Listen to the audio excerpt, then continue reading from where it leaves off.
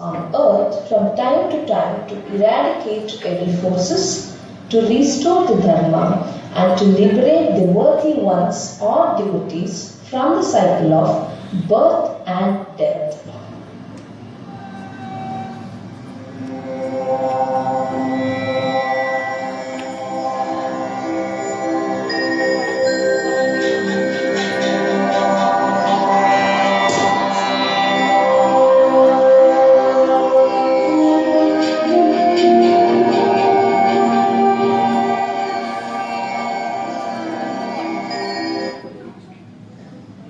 Matsyavatara, life began from water, and hence to depict this concept, the Supreme Being from his abode of Sri Vaikuntha had mercifully incarnated on the earth in Kruta Yuga in the form of a tiny fish called Matsya, which grew to a giant size, later occupying the entire ocean bed of the earth, to rescue the first human called Manu and the sacred Vedas from a great flood during Pralaya Kala. Here, we represent the Lord's Matsyavatara in Matsyasana at the center and surrounded by a couple of mermaids in the half-fish postures called Ardha Matsyendrasana, represented by Dainikasana in the form of Urdhvamukha and Adhomukha Kaswanasanas.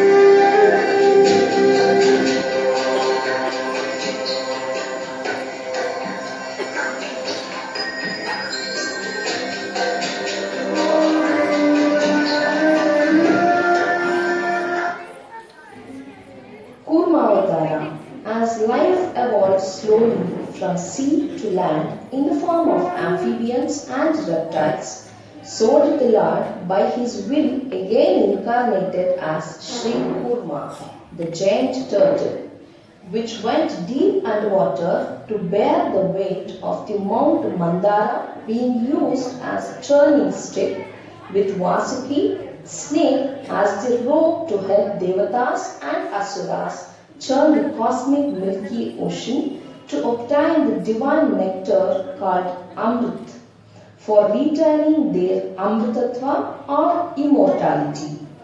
Here we are representing the Kurmavatara through Kurmasana and Mount Mandara in Hasta Uttanasana in the middle, the Asuras and Devatas in variation of Tadasana.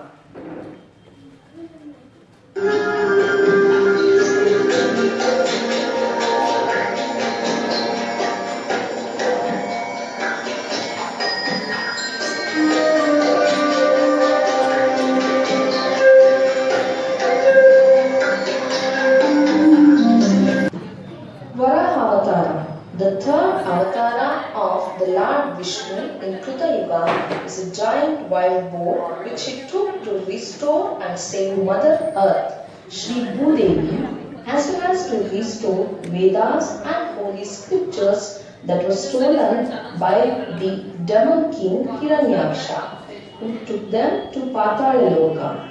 This avatara also symbolizes the evolution of life fully on land.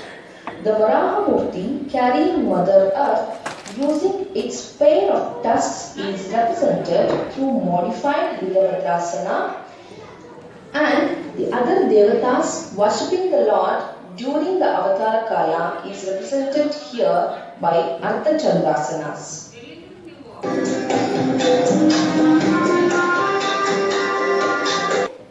Narasimhavatara, God, the Supreme Energy, is present from the microcosm to macrocosm, and to establish this concept as well as to protect his very dedicated devotee and Asura child, little Prahlada.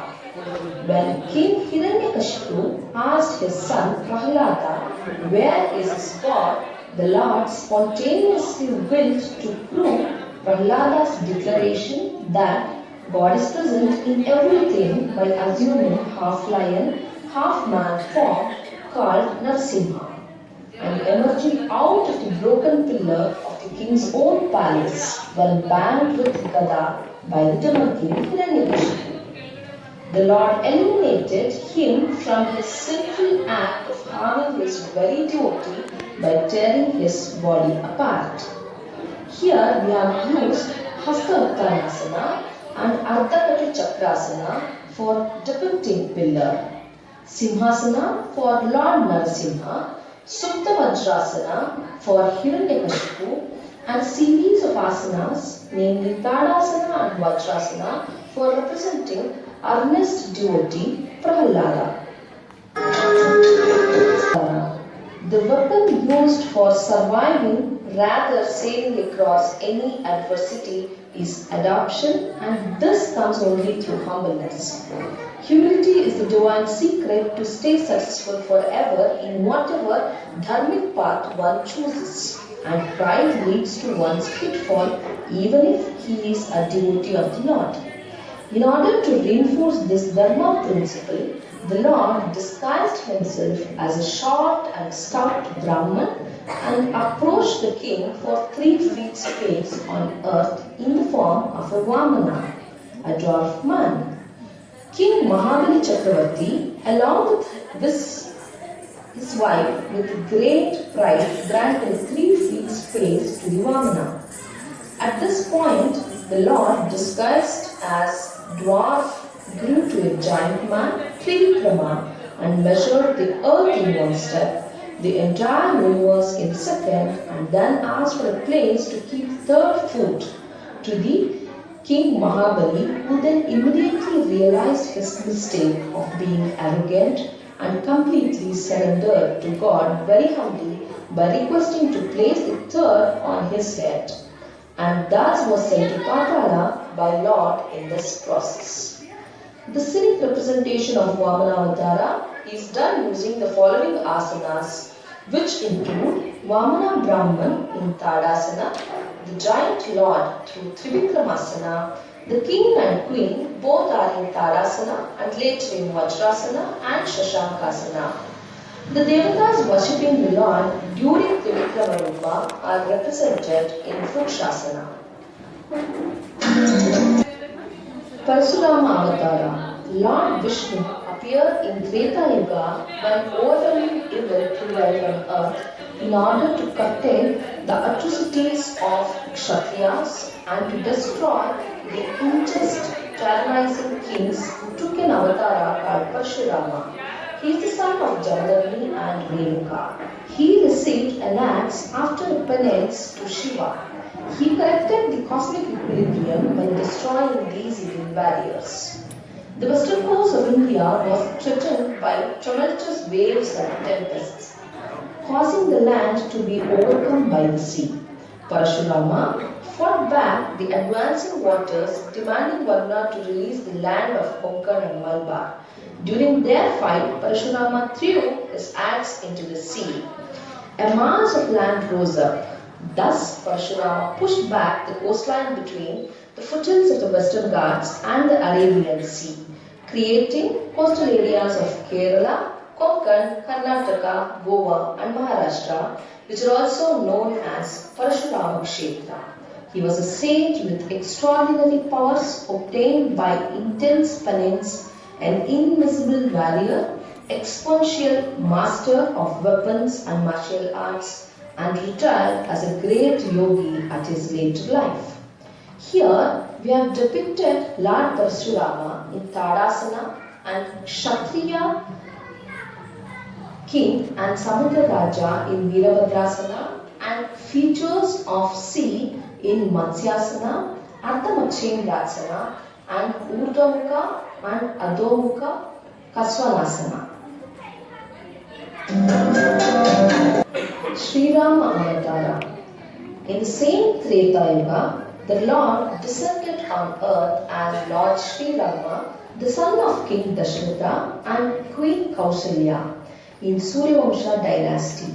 He was an epitome of truth, followed dharma, protected sages and saints, liberated the curse of Mother Ahalya, broke the mighty bow called Shivadanush in Swayamvara, and married Janaki, daughter of King Janaka, went to forest to keep up his father's promise, met and accepted Lord Hanuman as his beloved devotee, built Setu across ocean to reach Lanka to rescue Mother Sita, captured and imprisoned by Ravana, the demon king, as well as other devatas' wives from the clutches of Rakshasas, fought a fierce battle with Ravaneshwara with the help of Vanar Sainya of King Sugriva and returned back to his kingdom of Ayodhya and was later incarnated as a great emperor through Pattabhisheka. Lord Rama later ruled his kingdom for more than 1,000 years before culminating his Avatara Kala. We have depicted a few sequences of Ramayana through the following asanas: Mother Ahalya in Shashankasana and Vajrasana, Lord Rama in Tadasana, Shivadhanu's bow in Dhanurasana and broken bow in Naukasana, Sita's garlanding Rama in Hasta Uttanasana dynamic form and Tadasana, Lord Hanuman in Ekapada Prasaranasana with Gada and Anjali Mudra, Setu Bridge in Setu Bandhasana, battle using Akarna Dhanurasana, Goddess Sita seated in Sukhasana under a tree in Ashokavana, and Lakshmana Rama Pattabhishekam setup depicted using Rama, Sita and Lakshmana in Tadasana, Hanuman in Ekapada Prasaranasana, Bharata in Vajrasana with Anjali Mudra. Balarama Avatara. Lord Vishnu in Dwapara Yuga took two important avatars to establish Dharma once again, and both the Avatara Kala happened simultaneously. He took the avatara of both Balarama, the powerful with plow as his weapon, and the protector of Yadavas, along with the second avatara as Sri Krishna, his own younger brother, both being born to Sri Vasudeva, and the duo did plenty of leelas right from their tender childhood by exhibiting their divine powers filled with valor and strength. Balarama is also considered as the avatara of Adisesha, the serpent bed of the Lord. We have demonstrated this avatara in the following asanas. Balarama stood in Tadasana holding plow, which is shown through Halasana. The cattle on either side is represented by Gomukhasanas, the Govardhana hill range represented through Parvatasana. Avatara. The most attractive avatara of Lord Sriman Narayana, and the very thought of him kindles one's love and devotion to their fullness is Sri Krishna Avatara. He, as a sweet, darling child, performed several miracles to steal the heart of Gopas and Gopis, as well as to protect those who has absolute faith in him and surrendered to him completely.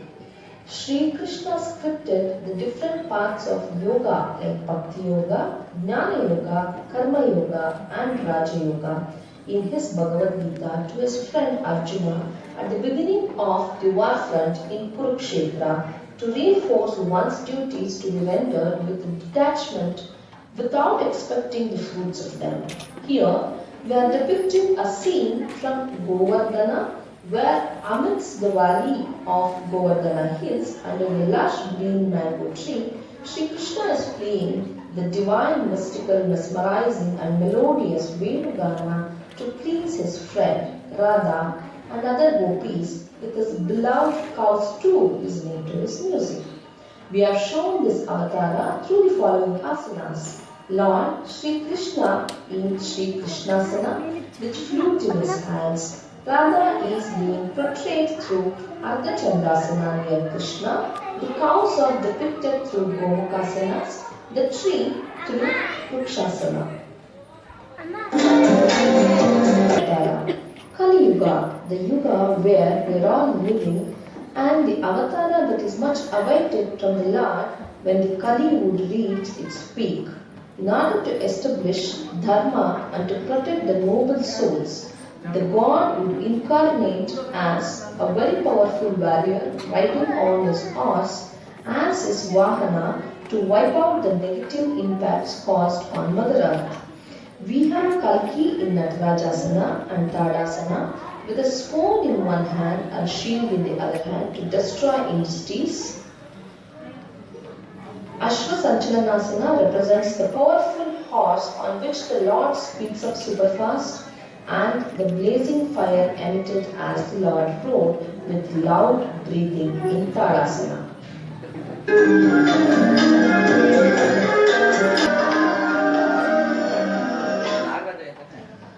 The participants of the entire Dashavatara are Srimati Lalita A. Shenoy, Srimati Toyajakshi, Srimati Sheetal Kulkarni, Srimati Sushma Nagaraj, Srimati Sarita Nayak.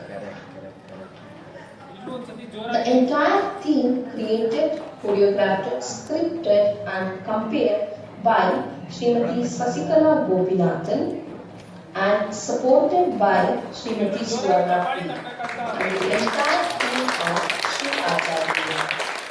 This is an eighth presentation of Dashavatara by various yoga postures from the team of Sri Acharya Yoga.